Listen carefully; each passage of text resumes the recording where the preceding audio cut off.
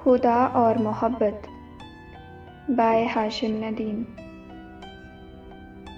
قسط نمبر 37۔ بتا دے تو کون ہے، کیوں ہم گناہ گاروں سے اور گناہ کروا رہا ہے؟ تو کسی سلطنت کا شہزادہ ہے، ان مزدوروں میں کیا کر رہا ہے؟ میرے پاس غفورے کے سوالوں کا کوئی جواب نہیں تھا۔ کیا بتاتا میں اسے؟ میں کچھ نہ بولا، بس اس کا ہاتھ زور سے تھام لیا۔ ہاتھوں کی بولی نے اسے جانے کیا پیغام دیا کہ پھر اس نے بھی دوبارہ کوئی سوال نہیں کیا، بس چپ چاپ بیٹھا آگ تاپتا رہا۔ جلتی آگ چٹکتی رہی اور ہم دونوں کے چہروں کو سنہری اجالوں سے روشن کرتی رہی۔ نہ جانے کیوں اس دن کے بعد سے میں جب بھی اسٹیشن کے کسی بھی حصے یا پلیٹ فارم سے گزرتا تو آس پاس کام کرتے میرے ساتھی، اسٹیشن کا عملہ، میرے افسر سبھی رک کر مجھے دیکھنے لگتے۔ ان کی آنکھوں میں ایک عجیب سا احترام دراتا، جیسے مجھے اس عشق کی ایک واردات نے ان سب کی نظروں میں بہت محترم کر دیا ہو۔ حالانکہ میں خود اس دن اپنی اس بے خودی پر بے حد شرمندہ تھا۔ دوسرے دن اور اس کے بعد مجھے سب کے سامنے جاتے ہوئے کس قدر مشکل، کس قدر شرمندگی ہوئی تھی، یہ میرا دل ہی جانتا تھا۔ میں لگاتار روزانہ کراچی سے آنے والی ایکسپریس اور دیگر گاڑیاں ضرور چیک کرتا تھا کہ شاید ایمان واپس آ گئی ہو، لیکن ہر روز مجھے مایوسی ہی ہوتی تھی۔ 2 دن گزر گئے، پھر 3، پھر 4۔ میری فجر اور عشاء کی منت والی نمازوں میں بھی باقاعدگی ہونے لگی تھی۔ بس ہر لمحہ ذہن و دل پر وہ 2 آنکھیں ہی سوار رہتی تھی۔ مجھے ہر وقت بخار سا رہنے لگا تھا۔ غفورہ ایک بار اصرار کر کے کسی ڈاکٹر کو کہیں سے پکڑ لایا۔ ڈاکٹر نے مجھ سے بیماری پوچھی تو غفورے کے منہ سے بے اختیاری نکل گیا، عشق کا بخار ہے ڈاکٹر صاحب۔ اور ڈاکٹر بھی میرے ساتھ ہی ہنس پڑا۔ واقعی شاید یہ محبت کا ہی بخار تھا۔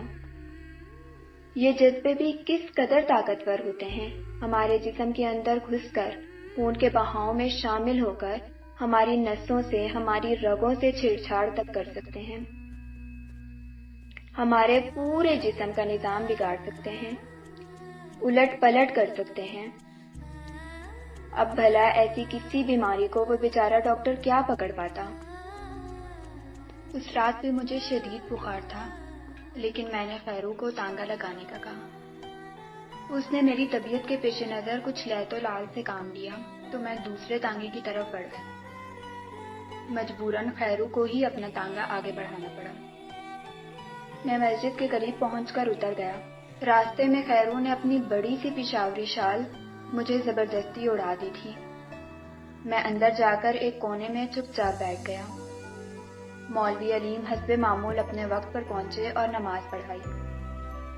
نماز کے بعد حسب معمول درس اور پھر سوال و جواب کا سلسلہ شروع ہوا۔ مولوی صاحب کی نظر لمحہ بھر کو پچھلی صف میں بیٹھے ہوئے مجھ پر پڑی اور پھر وہ سوال کرنے والے نوجوان کی طرف متوجہ ہو گئے۔ نوجوان نے سوال پوچھا، مولوی صاحب یہ بتائیے کہ ہمارے مذہب میں محبت کی شادی کی گنجائش ہے یا نہیں؟ بے اختیار میری نظر مولوی صاحب کی جانب اٹھ گئی، لیکن انہوں نے مجھے دیکھے بنا اس نوجوان کو جواب دیا، محبت شادی کے بعد میاں بیوی میں ہو تو تبھی جائز ہے، اس کے علاوہ دوسری قسم کی محبت جائز نہیں ہے۔ نوجوان کی تسلی نہیں ہوئی، لیکن مولوی صاحب ہمارے مذہب میں لڑکی سے سوال کرنے کی گنجائش تو ہے نا؟ میں نے تو سنا ہے کہ شادی سے پہلے لڑکی لڑکے کو ایک دوسرے کی جھلک دیکھنے کی بھی اجازت دی گئی ہے، مطلب لڑکی اور لڑکے کی پسندیدگی ضروری ہے۔ مولوی صاحب نے سختی سے کہا، ہاں اگر ضرورت پڑے تو کسی حد تک اس کی اجازت ہے، لیکن ہمارے معاشرے میں وہی شادیاں کامیاب ہوتی ہیں جو والدین کی مرضی سے طے پا جائیں۔ اتنا بڑا فیصلہ ایک کمزور، ناسمجھ اور ناعمر لڑکی پر چھوڑنا دانش مندی نہیں ہے۔ دنیا کے کوئی ماں باپ جان بوجھ کر اپنی معصوم بچی کو کسی غلط شخص کے ساتھ کیوں باندھنا چاہیں گے؟ لہذا بہتر یہی ہے کہ یہ فیصلہ لڑکی کے ماں باپ یا اس کے بڑوں پر ہی چھوڑ دیا جائے۔ مولوی صاحب نے بڑی تفصیل سے جواب دیا تھا۔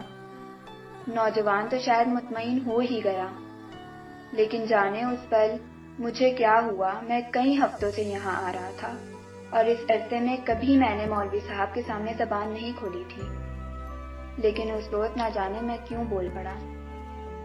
مولوی صاحب محفل سمیٹ کر اٹھنا ہی چاہ رہے تھے کہ میری آواز سن کر سبھی چونک کر رک گئے۔ مولوی صاحب، کسی بھی لڑکی کے لیے اس کے ماں باپ کو رشتہ طے کرتے وقت لڑکے میں کن شرعی باتوں کا خیال رکھنا چاہیے؟ کچھ دیر کے لیے مولوی صاحب چپ سے رہ گئے، لیکن باقی نمازیوں کی وجہ سے انہیں جواب دینا ہی پڑا۔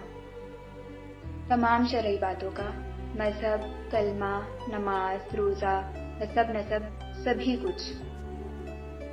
لیکن یہ بھی تو ہو سکتا ہے مولوی صاحب کہ رشتہ مانگتے وقت کوئی اتنا ہی مذہبی ہونے کا ڈھونگ کر رہا ہو جتنا لڑکی کے گھر والے اس سے توقع کرتے ہوں۔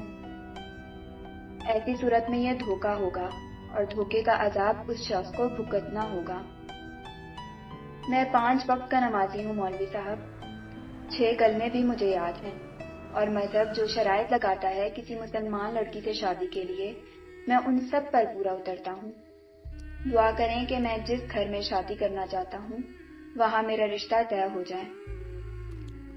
میری بات سن کر آس پاس بیٹھے نمازی زیر لب مسکرا دیے۔ مولوی صاحب نے بادل نخواستہ ہی صحیح پر دعا کے لیے ہاتھ اٹھا دیے۔ دعا ختم ہوئی اور لوگ اٹھ کر وہاں سے چل دیے۔ میں اور مولوی صاحب پیچھے تنہا رہ گئے۔ انہوں نے غصے سے میری طرف دیکھا۔ میں جانتا تھا کہ تم یہ سب کچھ دکھاوے کے طور پر کر رہے ہو، تمہارا اصل مقصد کچھ اور ہے، اور آخرکار آج تمہارے دل کی بات زبان پر آ ہی گئی۔ آپ کون ہوتے ہیں کسی کی عبادت کے بارے میں حتمی فیصلہ دینے والے؟ یہ تو بندے کا اپنے خدا کے ساتھ براہ راست معاملہ ہوتا ہے۔ آپ یا میں یہ کیسے کہہ سکتے ہیں کہ یہ دکھاوا ہے؟ آپ کو تو دوسروں کے دکھاوے کو بھی سچ مان کر ان کی حوصلہ افزائی کرنی چاہیے۔ کون جانے یہی دکھاوا کسی کو کسی دن سیدھی اور سچی راہ پر لا کھڑا کر دے۔ مولوی صاحب کچھ لاجواب سے ہو گئے۔ انہوں نے بات کا رخ بدل دیا۔ تم چاہتے کیا ہو آخر؟ اس طرح سے بار بار میرے سامنے آنے کا تمہارا کیا مقصد ہے؟ آپ میرا مقصد جانتے ہیں۔ آپ نے اس دن مجھے میری لادینی کا احساس دلایا تھا، حالانکہ اس کم مذہبی میں بھی میرا اپنا سارا قصور نہیں تھا۔ مجھے بچپن کے بعد کسی نے ان باتوں کا احساس ہی نہیں دلایا۔ بہرحال چاہے دیر سے ہی صحیح، لیکن اب میں آپ کی مذہب کی لگائی ہوئی شرط پر بھی بہت حد تک پورا اترتا ہوں۔ اگر کچھ کمی رہ گئی ہے تو میں آپ کو یقین دلاتا ہوں کہ میں اسے بھی پورا کر دوں گا۔ مولوی صاحب غصے سے پھٹ پڑے۔ میاں تمہاری سمجھ میں جانے یہ بات کیوں نہیں آتی کہ ہمارا اور تمہارا کوئی میل نہیں ہے؟ میں اپنی بیٹی کو اس گھر میں بیاہنے کا سوچ بھی نہیں سکتا۔ میرا اب اس گھر سے کوئی تعلق نہیں ہے۔ یہ درخواست میں اپنی ذاتی حیثیت میں کر رہا ہوں۔ مولوی صاحب کی آواز بھرا سی گئی۔ انہوں نے اپنی آنکھوں کی نمی چھپانے کی کوشش کی اور لرزتے ہوئے لہجے میں بولے، کیوں میری برسوں کی کمائی ہوئی عزت کے در پہ ہو؟ جب تمہیں اس مسجد میں یا اپنے محلے کے آس پاس بھی دیکھتا ہوں تو ساری رات فکر سے مجھے نیند نہیں آتی۔ لوگوں کی زبان اگر چل پڑے تو پھر اسے روکنا ناممکن ہوتا ہے۔ میری بچیوں پر اگر کوئی تہمت لگ گئی تو ساری عمر ماں باپ کی دہلیز پر بیٹھی بیٹھی بوڑھی ہو جائیں گی۔ ہماری غریبی پر کچھ رحم کرو۔ یہ چھوٹا سا شہر ہے اور اس سے بھی چھوٹا ہمارا محلہ ہے۔ یہاں بات پھیلتے دیر نہیں لگتی۔ پہلے ہی تمہارے گھر کے نوکروں نے اس دن طرح کی چیمگوئیاں کی تھی۔ وہ تو بھلا ہو شاکر کا جس نے ان کی زبان وہیں روک دی۔ ورنہ تمہاری ماں اور بھابھی نے مجھے سولی پر لٹکانے میں کوئی کسر نہیں چھوڑی تھی۔ بہرحال جو ہوا سو ہوا، لیکن میری عزت تمہارے ہاتھ میں ہے۔ آپ یہ تصور بھی کیسے کر سکتے ہیں کہ میں کبھی انجانے میں بھی آپ کی کسی بھی طرح کی بدنامی کا باعث بن سکتا ہوں؟ تو پھر میں تم سے دوبارہ یہی التجا کرتا ہوں کہ اس خیال کو اپنے دل سے نکال دو۔ میں مولوی علیم کی آواز آنسوؤں کی لرزش سے لمحہ بھر کو کانپی، اور ایک پل میں ہی وہ میرے گھٹنوں کے قریب دوزانوں ہو کر بیٹھ گئے، اور روتے ہوئے انہوں نے میرے سامنے اپنے ہاتھ جوڑ دیے۔ میں چند لحظے کے لیے تو سن ہو کر رہ گیا۔ یہ انہوں نے کیا کر دیا؟ میں نے تڑپ کر ان کے بندھے ہاتھ اپنے ہاتھوں میں جکڑ لیے۔ مولوی علیم کی اب باقاعدہ رو رو کر ہچکیاں بند گئی تھیں۔ یہ آپ کیا کر رہے ہیں؟ خدا کے لیے مجھے مزید گنہگار اور شرمندہ نہ کریں۔ میرا مقصد ہرگز آپ کا دل دکھانا نہیں تھا۔ میں تو ان کی حالت دیکھ کر جیسے میں اپنے لفظ ہی بھول بیٹھا تھا۔ میری بات کاٹ کر بولے، تو پھر میری بات مان لو، تمہارا اور اس کا میل نہیں ہو سکتا۔ تمہارے گھر والے اور ہمارا معاشرہ اس رشتے کو کبھی قبول نہیں کرے گا۔ وہ زمین کی خاک ہے اور تم آسمان ہو۔ تم جہاں کہیں بھی جاؤ گے کمشنر کے بیٹے ہی کہلاؤ گے، اور وہ جہاں کہیں سے بھی گزرے گی ایک غریب مولوی کی بیٹی ہی کہلائے گی۔ لوگ اس ملن کو عجیب عجیب طرح کے نام دیں گے۔ کل تک وہ الزام صرف تمہارے گھر والوں کی زبان پر تھے، تب ساری دنیا پیٹھ پیچھے یہی باتیں کرے گی۔ میں ایک پیش امام ہوں، لوگ میرے پیچھے نماز پڑھتے ہیں۔ سوچو کل جب یہی لوگ میری پیٹھ پیچھے میرے گھر کی عزت اور ناموس پر انگلیاں اٹھائیں گے تو میں کیسے جی پاؤں گا؟ اس سے بہتر تو یہی ہے کہ میں خود اپنے ہاتھوں سے اس کا گلا گھونٹ کر اسے مار ڈالوں۔ بس اس سے زیادہ سننے کی مجھ میں تاب نہ تھی۔ میں نے اپنے ہاتھوں میں جکڑے مولوی صاحب کے ہاتھوں کو زور سے دبایا اور اٹھ کھڑا ہوا۔ آنسوؤں کا سیلاب اب بھی ان کی سفید داڑھی کو تر کر رہا تھا۔ میں کچھ اس طرح سے مسجد سے نکلا کہ جیسے کوئی جواری جو اپنا سب کچھ داؤ پر لگا چکا ہو، یکایک آخری بازی بھی ہار دے۔ جانے میں کس طرح تانگے تک پہنچا۔ خیرو میری حالت دیکھ کر بوکھلا گیا۔ اس نے جلدی سے میرے ماتھے پر ہاتھ رکھا۔ اوئے خانہ خراب، بابو تیرا بخار تو شدید تیز ہو گیا ہے۔ خیرو نے جلدی سے مجھے تانگے کی پچھلی سیٹ پر آڑھا ترچا لٹایا اور اس نے تانگا سڑک پر ڈال دیا۔ مجھ پر جیسے غنودگی کی سی ایک کیفیت طاری ہوتی جا رہی تھی۔ مجھے خود پر شدید غصہ بھی آ رہا تھا۔